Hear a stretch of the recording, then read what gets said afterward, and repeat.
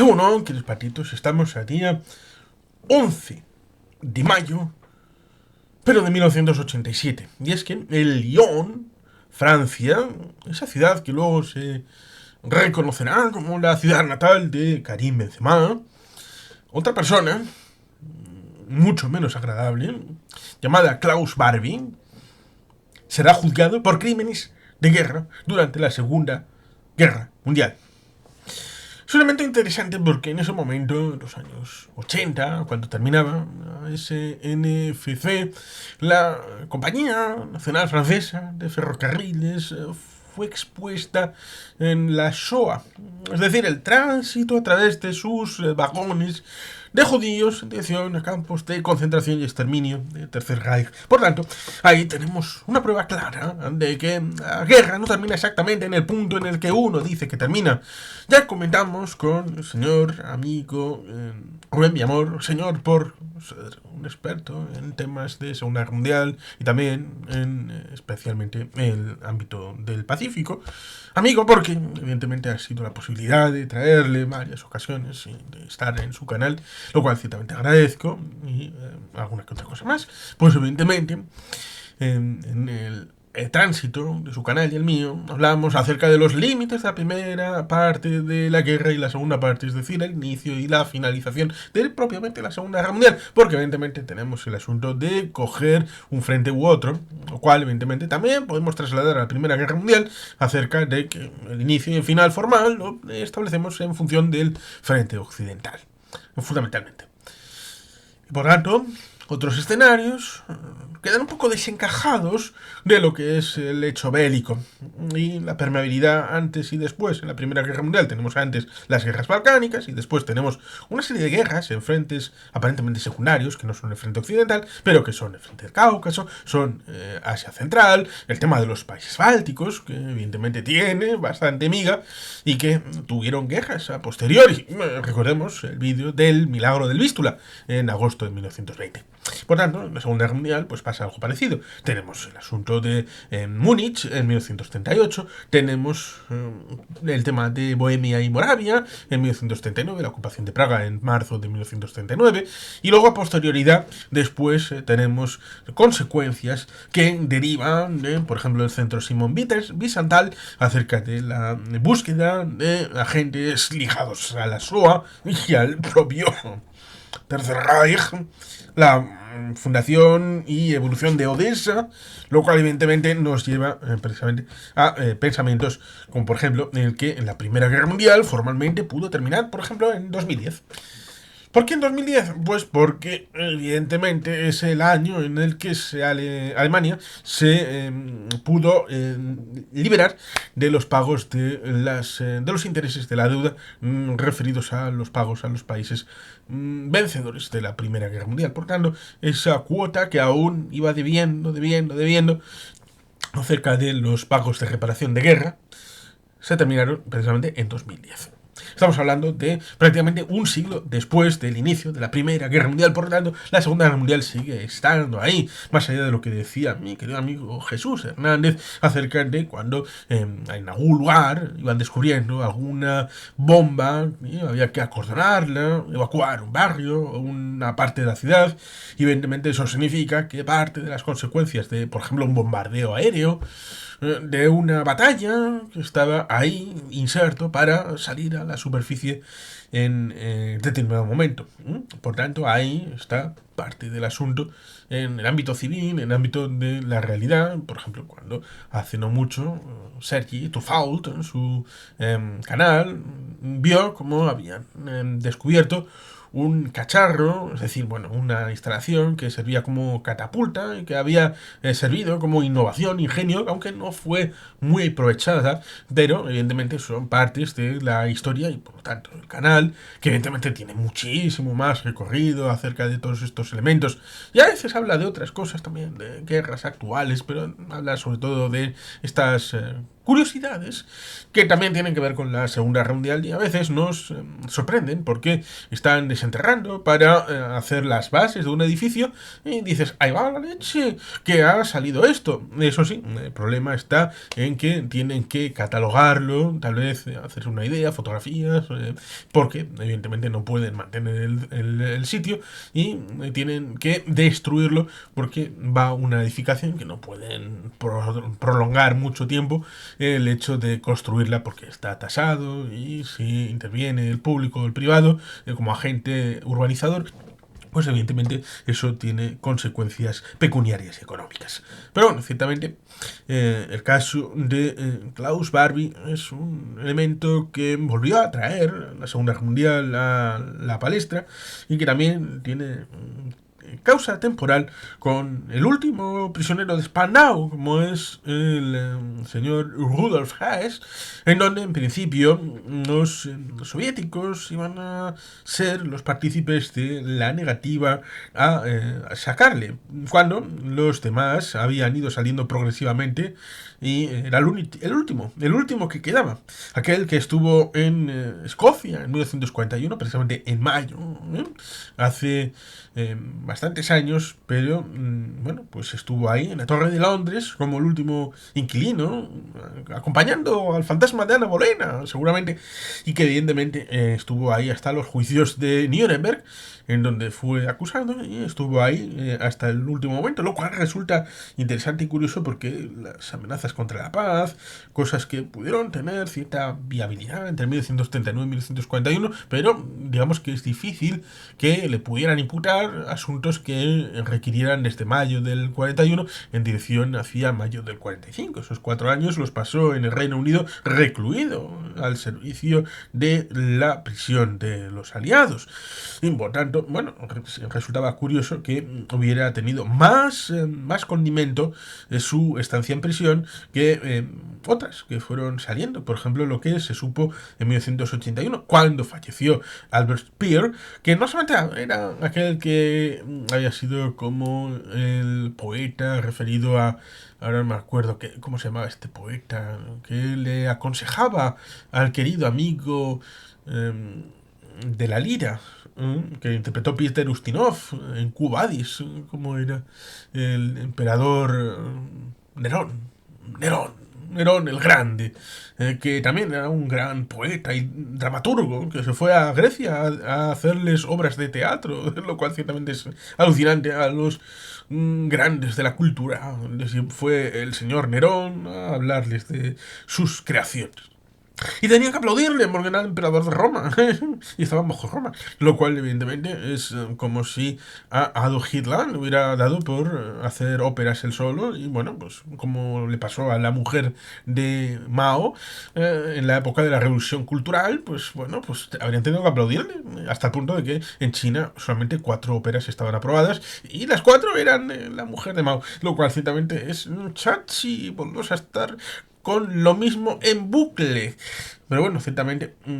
esto venía a cuento porque el señor Speer fue algo más. Fue el suministrador de armamento cuando la organización todo decae, porque el fundador acaba falleciendo, el ministro de suministros, estuvo vinculado con también los campos de trabajo, ligados a los campos de exterminio, y por tanto ahí hubo implicación en temas muy serios. En el tema profundo de lo que supuso el Tercer Reich. Por tanto, ahí el Speer,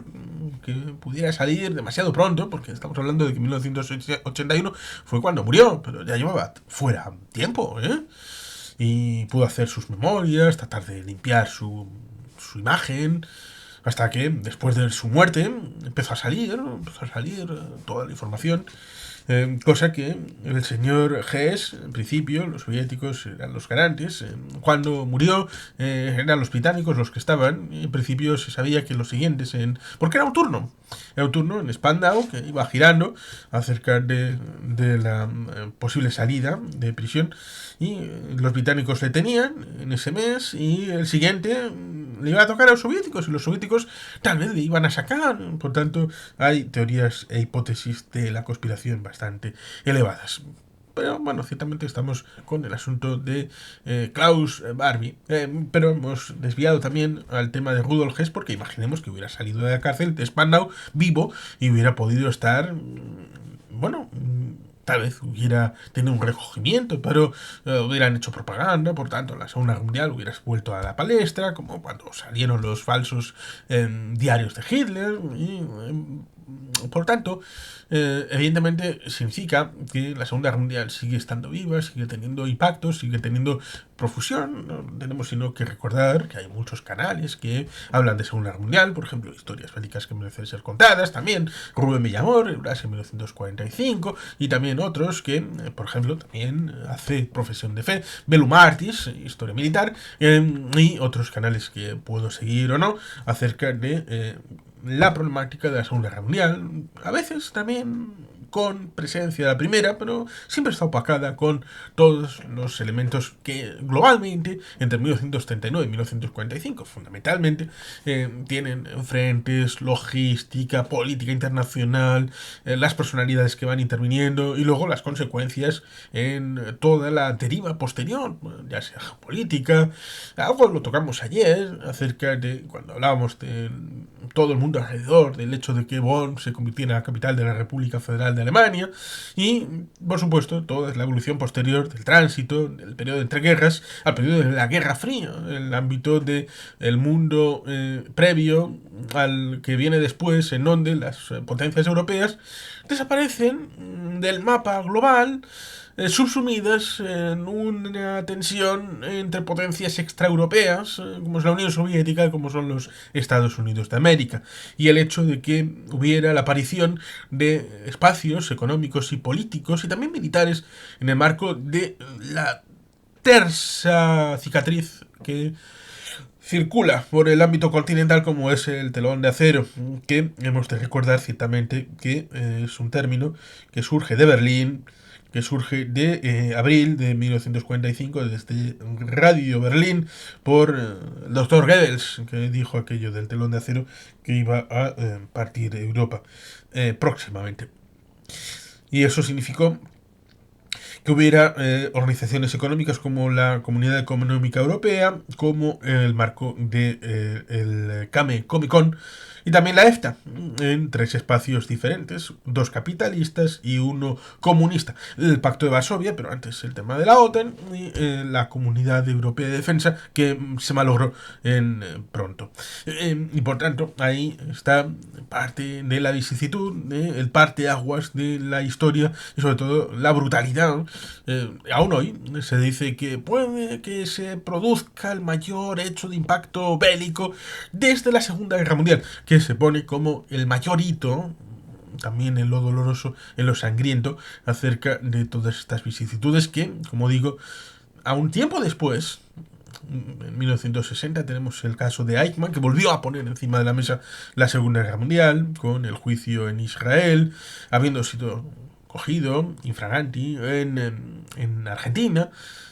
Cada poco pues volvía a salir encima de la mesa Segunda Guerra Mundial. Y hasta ese momento en Francia había sido algo más o menos soterrado,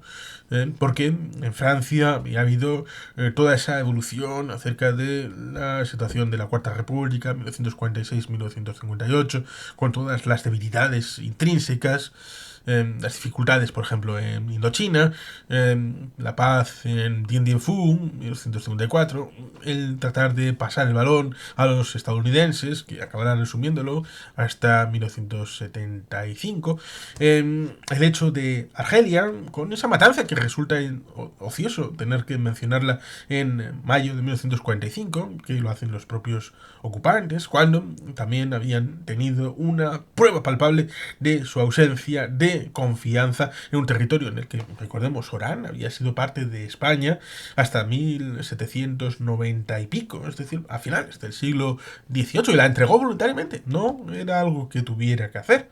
Y Francia, cuando entra en 1830 a controlar el territorio de Argelia, evidentemente puede hacer muchas cosas, pero una cosa que hace es incorporarla al territorio metropolitano, y por eso, como Marruecos era una zona protectorado, pero no era territorio francés, francés.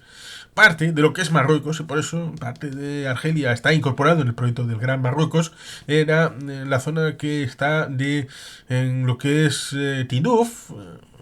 hacia Argelia, todo ese triángulo grandote, pues lo tenemos incorporado en Argelia precisamente por la idea de incorporarlo al territorio francés metropolitano. Pero cuando llega 1940, de Gaulle, que dice que mejor que ir hacia Burdeos, ir hacia Normandía, hacia Bretaña, para embarcar en dirección al Reino Unido, y a través del Reino Unido el gobierno francés ir a Argelia, protegido por la flota que pudiera partir de Toulon e ir a Argel y servir de cortafuegos a través del Mediterráneo, de la zona metropolitana caída, pero como Argelia era territorio francés, pues haber servido como territorio libre, y la capital de Francia haber sido Argel a partir de ese momento. Pero las fuerzas básicas de Francia dijeron que Argelia no era Francia realmente, y por tanto eso los argentinos lo tomaron pie y nota claramente de lo que estaban haciendo los franceses. Lo mismo que habría sido el hecho de que los británicos efectivamente sí se habrían ido a Canadá, a pesar de que no le hubiera gustado a Estados Unidos que el Reino Unido hubiera puesto al rey de Inglaterra al lado de la frontera con Estados Unidos, pero bueno, era territorio propiamente de la Commonwealth, y por tanto sabían perfectamente que el plan a diseñar tenía que pasar por ese lado. Otra cosa es que tal vez hubieran tardado mucho en volver a Buckingham Palace, pero evidentemente tenían esa mentalidad que los franceses demostraron que no iban a tener. Otra cosa es que luego, por las circunstancias que pasan, Francia acabará en 1943-1944 por la Francia libre, es decir, de Gaulle, incorporando ese territorio, Argel, como punta de lanza para entrar en Córcega, para entrar en lo que es la liberación de agosto de 1944, después, un poquito después de la operación del día D, a través de Marsella, los puertos de la Costa Azul francesa, donde, evidentemente, como habían hecho antes y también en la Primera Guerra Mundial, incorporaron muchos elementos nativos africanos a esa liberación del territorio francés. Pero como digo, después, en toda esa evolución, a través de la Guerra del Argel, y todas las situaciones referidas a la Guerra Fría, la Force de Frappe, la Quinta República, el OAS, que fue un grupo guerrillero, terrorista, que en parte se refugió en España, lo cual evidentemente significó, sí, que estáis refugiando a un grupo terrorista. Bueno, pues estos de la ETA se van a poder refugiar en Francia. Ya vais a ver el jarabe de palo que vais a recibir. Por tanto, ciertamente eso es un tira y afloja que a veces no se explica en su justa medida, en que hay ciertos odios que reflejan luego las decisiones que se toman a posteriori. Es decir, que Francia tenía mucha dificultad en el ámbito político. Luego tenemos mayo del 68, ¿no? La pérdida de la presidencia del señor de Gaulle en 1969, Valéry Giscard d'Estaing, posteriormente Pompidou. Elementos dificultosos por 1974. Hay quien dice que le robaron las elecciones al señor Mitterrand, que al final acabará obteniendo la presidencia en 1981. En el septenio primero habrá muchos elementos acerca de la lucha política, sindical. Es decir, que Francia durante todo este periodo ha estado imbuida de muchas realidades, tanto en África, en el ámbito militar, Mururoa, posteriormente, sí, en 1995, 93, 95, pero evidentemente las pruebas atómicas se hicieron, por ejemplo, en Argelia, lo cual ciertamente es alucinante porque cuadra con la guerra de independencia, los acuerdos de Vienne en 1962, y por tanto era una Francia bastante convulsa como para mirar hacia atrás, como para mirar a la Segunda Guerra Mundial. Por eso cuando Klaus Barbie acaba siendo cogido y juzgado, pues evidentemente es 1987, en un momento en el que, bueno, pareciera que la Segunda Guerra Mundial, bueno, han pasado 42 años del final de la guerra, por tanto, esto ya es más o menos olvidado. Pero el centro Simon Wiesenthal siempre ha dicho que los herederos de la catástrofe, evidentemente implicados personalmente, pues pueden todavía quedar alguno vivo, a pesar de que los que desde la reivindicación de la Shoah como memoria histórica establecen esa idea de que la memoria, a pesar de que los sufridores directos, supervivientes, se van yendo, tenemos que seguir en la lucha por la memoria para que nuestros herederos sigan teniendo el recuerdo de lo que sucedió allí y entonces. Klaus Barbie. ¿Quién era Klaus Barbie? Más allá del hecho biográfico, vamos a ir a los datos sucintos. Y es que se alistó a las SS el 26 de septiembre de 1935 y empezó a trabajar en la Dirección General del Servicio de Seguridad SDEM a partir del 29 de septiembre de 1935, así como en la Gestapo de Berlín. El 1 de mayo de 1937 se afilió al Partido Nacional Socialista Obrero Alemán, el NASDAP, con el carné número 4.583.085, siendo ascendido el 20 de abril de 1940, el cumpleaños del Führer, a Führer, equivalente a subteniente. En 1941, durante la Segunda Guerra Mundial, Barbie fue destinado a la sección IVB4. Y enviado a Ámsterdam, y más tarde, en mayo de 1942, era enviado a Lyon, a Francia.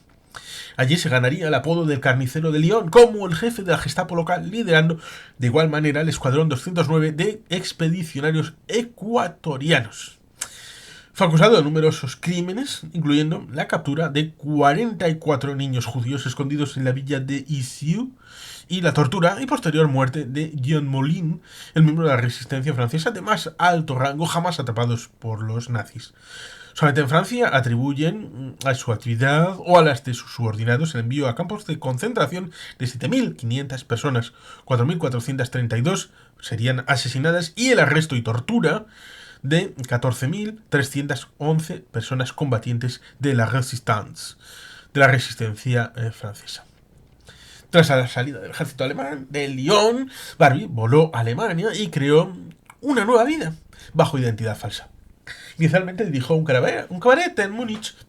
e hizo tratos en el mercado negro. Posteriormente, Barbie fue protegido y empleado por los servicios de contraespionaje del ejército de los Estados Unidos de América, el CIC, para los que trabajó en Alemania entre 1947 y 1951 en actividades contra el comunismo. Ese año, ante las repetidas peticiones francesas para que fuese extraditado, ante lo que las autoridades estadounidenses declararon que desconocían el paradero del criminal, se trasladaría a Bolivia. Lo hizo a través de un rutas de escape organizadas tras la Segunda Guerra Mundial, para que criminales de guerras nazis y fascistas pudieran huir y evitar ser enjuiciados por los crímenes que habían cometido, organizada por los servicios secretos estadounidenses y el sacerdote Ustashi croata, Krunoslav Draganovic. Pasando circunstancialmente por Argentina, Barbie, su mujer y 2 hijos llegaron a Bolivia a finales de 1955. Allí Barbie adoptó el apellido de Altman, el del rabino de su pueblo natal. ¡Ay, qué cuco este! Y comenzó a dirigir una serrería en La Paz, en la capital, negocio al que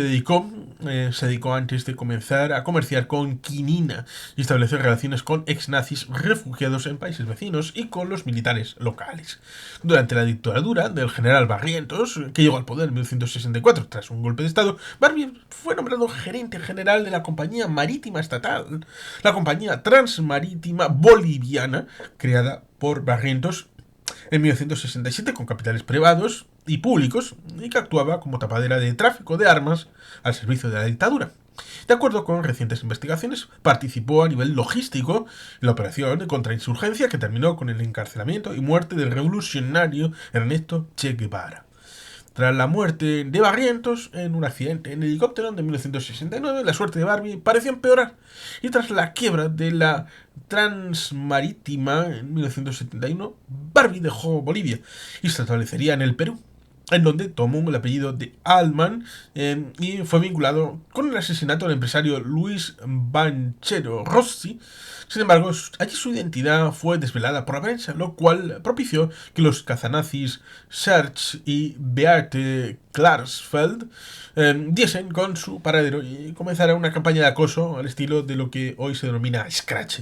Concedió entrevistas negando que fuera Barbie y afirmando que nunca estuvo en Lyon, pero al mantenerse el acoso volvió a Bolivia, siendo amparado por las sucesivas dictaduras de Hugo Banzer, 1971-1978, y Luis García Meza Tejada, 1980-1981, en cuyos golpes de Estado tomó parte. En 1974 Francia pidió a Bolivia la extradición de Barbie, que fue denegada alegando que no existía tratado de extradición entre ambos países.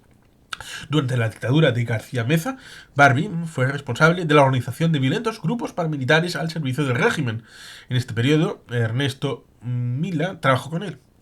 La privilegiada situación de Barbie cambió en 1982 con la llegada de un gobierno democrático de centro-izquierda al país. El 25 de enero de 1983, el gobierno del presidente Siles Suazo arrestó por estafa a Barbie en La Paz e inmediatamente lo deportaría a Francia. Poco antes, su esposa Regina habría muerto de cáncer en un hospital de la sede del gobierno boliviana en 1982. Su proceso empezaría en enero de 1987 en Lyon. Barbie ya había sido condenado a muerte 2 veces en ausencia durante su ocultamiento en Bolivia, en 1952 y en 1954 en Francia. Pero dado que los crímenes de guerra que tuvieron lugar en la Francia de Vichy prescribían a los 20 años, solamente se le juzgó por las deportaciones de poblaciones civiles. Fueron 3 fundamentalmente: la deportación de los 44 niños judíos refugiados en la colonia de Yzieu, la redada y posterior deportación de más de 80 personas en la sede de la Unión General de Israelíes de Francia de Lyon, y denominado Último Tren, en el que fueron deportadas entre 300 y 600 personas escasos días antes de la entrada de las tropas aliadas en Lyon. Se autorizó que se filmara el juicio debido a su alto valor histórico. Si bien las imágenes del proceso no fueron difundidas inmediatamente, Barbie negó todos los cargos y se limitó a declarar. Su abogado defensor fue Jacques Bourgeois, quien utilizó un argumento basado en las tesis de que las acciones de Barbie no fueron más terribles que las de cualquier colonialista en cualquier parte del mundo, incluyendo a los propios franceses, quienes nunca fueron perseguidos. ¿Qué nos da derecho a juzgar Barbie cuando nosotros, en conjunto, como sociedad o como nación, somos culpables de crímenes similares? El fiscal principal fue Pierre Truchet. Finalmente, el 4 de julio de aquel año, sería sentenciado a cadena perpetua por crímenes contra la humanidad. 4 años después, encontrándose en prisión, el 25 de septiembre de 1991, fallecería enfermo de leucemia. Este es el muchacho. Y así está esta situación en donde, pues evidentemente, la memoria colectiva debe de prevalecer.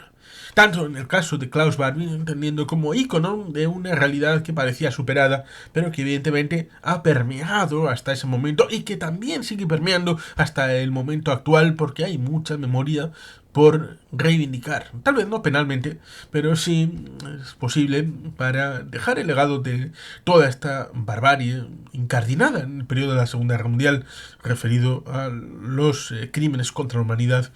entendiendo un pequeño detalle. Y es que el primer criminal del siglo XX es Stalin. No. Es el segundo, después de Mao Zedong, que liquidó a casi 50 millones de sus habitantes. Por tanto, Mao, Stalin y después el cabo de Bohemia. Y por tanto, la memoria debe ser exacta, precisa, estable, a la hora de entender que sí, cierto, el Tercer Reich fue un crimen contra la humanidad en sí mismo. Pero evidentemente, también la URSS de Stalin y la China de Mao Zedong. Y por tanto, ahí está parte de la historia. El intríngulis acerca de los totalitarismos, sean de derechas o de izquierdas, siendo condenados y recordados tal y como fueron.